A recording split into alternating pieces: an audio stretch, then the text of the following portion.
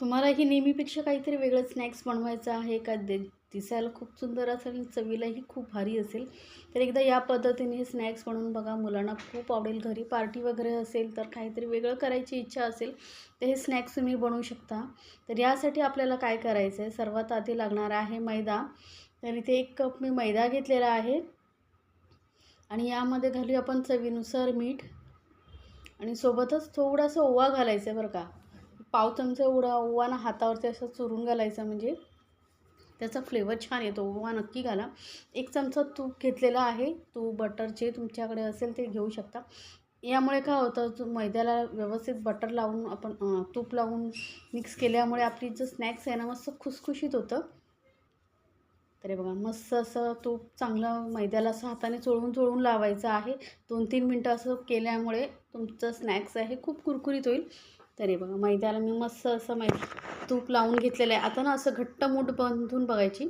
जर बांधली गेली म्हणजे तुमचं मैदा ला तूप व्यवस्थित लागलेलं आहे. तर यामध्ये थोडंसं पाणी घालून आपण हे पीठ ना थोडं घट्ट मळायचं बरं का, पातळ नाही, घट्ट मळायचं आहे.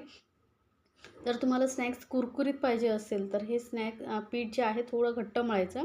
तर थोडंसं पाणी घालून हे पीठ बघा मी मस्त असं मळून घेतलेलं आहे. थोडं घट्टच मळेलं आहे, कारण याला आपल्याला ना थोडं रेस्टवरती ठेवायचं आहे. जर तुम्ही आधीच पातळ मळला तर ते अजून पातळ होईल. तर हे पीठ आपलं मळून झालेलं आहे, याला ठेवूया साईडला. या स्नॅक्ससाठी आपल्याला लागणारं जे स्टफिंग आहे ते बनवून घेऊया. तर त्यासाठी मी घेतलेला आहे मिक्सर जार.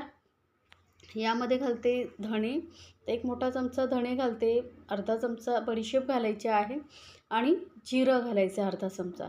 सोबतच आपण इथे ना हिरव्या मिरच्या वापरणार आहोत. तर 3 हिरव्या मिरच्या मी घेतलेल्या आहेत. आता तिखट किती हवं आहे त्यानुसार तुम्ही हिरवी मिरचीचं प्रमाण कमी जास्त करू शकता. 1 मोठा आल्याचा तुकडा घेतलेला आहे आणि हे असं दरदरीत आपल्याला वाटून घ्यायचं आहे. तर हे बघा, सुकं असं वाटून घेतलेलं, पाणी अजिबात घातलेलं नाही आहे. आता हे काढून घेऊया आणि आपल्याला या स्नॅक्सबरोबर चटणी लागणार आहे, ती चटणी बनवून घेऊया.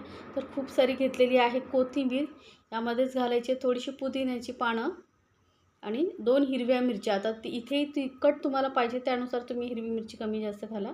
थोडंसं आलं घातलेलं आहे, जास्त आलं घालायचं नाही. थोडं अर्धा चमचा एवढं जिरं घातलेलं आहे. चवीनुसार घालूया मीठ.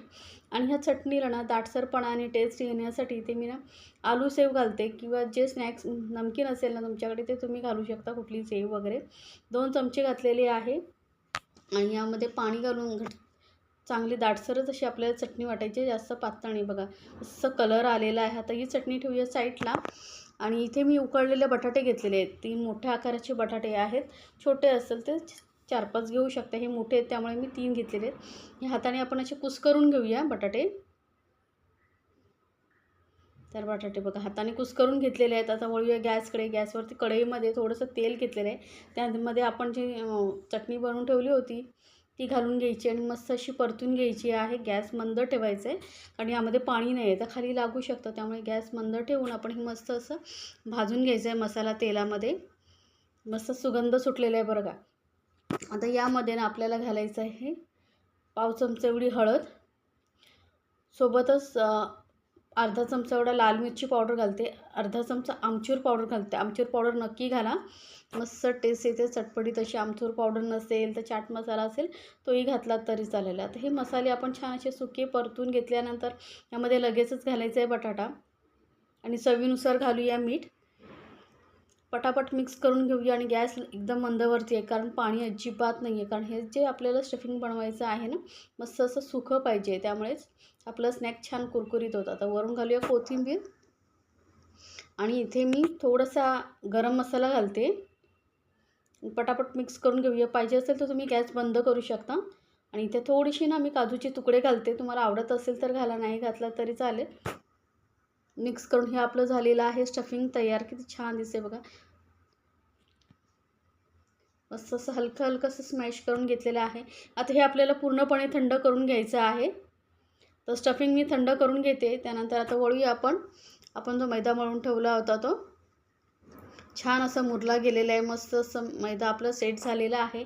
आता याचे ना आपल्याला छोटे छोटे बॉल बनवून घ्यायचे आहेत, म्हणजे आपल्याला स्नॅक्स बनवायला सोपं पडेल. जास्त मोठेही नाही घ्यायचे बरं का. छोटा लिंबाचा गोळा असतो, लिंबू असतो ना तेवढाच घ्यायचा आहे, जास्त मोठा नाही. असे छोटे छोटे बॉल मी बनवून घेते. त्यानंतर त्यामधला एक बॉल घ्यायचा आहे, त्याला सुकं पीठ लावायचं आहे आणि याला लाटून घ्यायचं आहे. तर जास्त जाडही नको आणि जास्त एकदम पातळही नको, मध्यम अशी आपण याची पोळी लाटून घेणार आहोत. पटापट लाटली जाते. मैदा मस्त जास्त पातळ नसेल ना तर लाटायलाही पटापट होतं. ते बघा मस्त असं मी पोळी थोडी लाटून घेतलेली आहे, बघू शकता. आता काय करायचं आहे, आपल्याला एक सुरी घ्यायची आहे आणि याने सुरीने ना आपल्याला याला हलकंसं चौकोनी शेप देण्याचा प्रयत्न करायचा आहे. एकदम प्रॉपर चौकोन नको आहे, म्हणजे काय होईल आपल्याला स्नॅक्स बनवायला सोपं पडेल. तर वरच्या साईडने कट नाही केलं तरी चालेल. आता याला ना थोडा भाग सोडून आपल्याला असे पातळ पातळ स्ट्रीप कट करायचे आहेत. या पद्धतीने बघा, पटकन होणारा हा स्नॅक्स आहे, जास्त वेळ लागत नाही, त्यामुळे काय पटापट तुम्ही करू शकता. मुलांनाही जरी सांगितलात ना तरी मुलंही मदत करू शकतात. आता एक एक स्ट्रीप उचलायची आणि याला फक्त असं गोल गोल फिरवायचं आहे. हलकं हलकं असं गोल गोल फिरवत जायचं आहे. तर बघा गोल गोल गोल गोल असं फिरवून घ्यायचं आहे, म्हणजे काय होतं स्नॅक्स दिसायला सुंदर दिसतं. नेहमी आपण त्याच प्रकारचं स्नॅक्स बनवतो, काहीतरी वेगळं केलं तर मुलंही आवडीने खातात. पार्टी वगैरे असेल तर दिसायलाही लूक सुंदर दिसतो. घरी पाहुणे येणार असतील तर तुम्ही एकदा नक्की या पद्धतीने बनवून पहा, तुम्हालाही खूप आवडेल. तर हे बघा असं फक्त गोल गोल गोल गोल मी फिरवून घेते आहे. आता हलकं हलकं असं पाणी खालच्या साईडला लावून घ्यायचं, म्हणजे काय होईल व्यवस्थित चिपकले जाईल. आणि वरच्या साईडला आपण हे जे स्टफिंग बनवलं आहे ते ठेवून घ्यायचं आहे आणि असं लांबट आकार देण्याचा प्रयत्न करायचा. आणि याला जास्त दाबायचं नाही बरं का, कारण पोळी पातळ आहे ना. आणि गोल फिरवून फिरवून याला आपल्याला कवर करून घ्यायचं आहे. साईडच्या साईडने आपण पॅक करून घ्यायचं आणि याला फक्त हलक्या हाताने गोल गोल फिरवत यायचं आहे. हां बघा या पद्धतीने. आणि खालच्या साईडला आपण पाणी लावलं आहे त्यामुळे व्यवस्थित चिपकलं जातं, तळतानाही सुटत नाही. फक्त तुम्हाला असं वाटत असेल साईडने पॅक करून घेऊ शकता. तर हे स्नॅक्स आपलं बनवून झालेलं आहे. मी पटापट तळून घेते. गॅस आता ना मीडियमवरती ठेवलेलं आहे. तेल जास्तही गरम नको आहे बरं का, म्हणजे एकदम कडकडीत गरम नाही करायचं. थोडं हलकं गरम झालं का मग आपण हे स्नॅक्स तळून घ्यायचे आणि मस्त थोडं गॅस मीडियमवरतीच ठेवून तळायचं, म्हणजे काय होतं जेवढं वेळ लागेल ना तेवढं तुमचं स्नॅक्स कुरकुरीत होतं. एकदम हाय फ्लेमवरती तळायला गेलात ना तर जास्त व्यवस्थित कुरकुरीत होत नाही, तळले जात नाहीत आणि लगेचच नरम पडेल.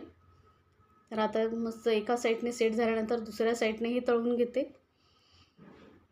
तर ह्या पद्धतीने नक्की बनवा आणि मला सांगायला विसरू नका. अशा छान छान रेसिपी आपल्या चॅनलवरती असतात, त्यामुळे आपल्या चॅनलला सबस्क्राईब करायलाही विसरू नका. सोबतच बेल आयकॉनवरती नक्की क्लिक करा, म्हणजे काय होईल माझ्या नवीन रेसिपीची नोटिफिकेशन लगेचच तुमच्यापर्यंत पोहोचेल. हे बघा मस्त सोनेरी कलर येईपर्यंत हे आपण स्नॅक्स तळून घेतलेले आहे. किती सुंदर दिसते बघा. तर आता हे काढून घेऊया आणि बाकीचंही स्नॅक्स मी तळून घेते आणि पटापट आपण सर्व करूया. हे बघा स्नॅक्स मी काढून घेतलेला आहे. हे कुठल्याही सॉसबरोबर चटणीबरोबर तुम्ही खाऊ शकता, पण आपण जे चटणी बनवली आहे ना त्याबरोबर खाल्लात ना तर एकदम अप्रतिम लागतं. सोबतच ना माझ्याकडे गोड चटणीही होती चिंच गुळाची, तीही मी ठेवलेली आहे. तर एकदा नक्की बनवा आणि एन्जॉय करा आपल्या फॅमिलीसोबत. मस्त असं गरमागरम कुरकुरीत होतं हे स्नॅक्स, बघू शकता.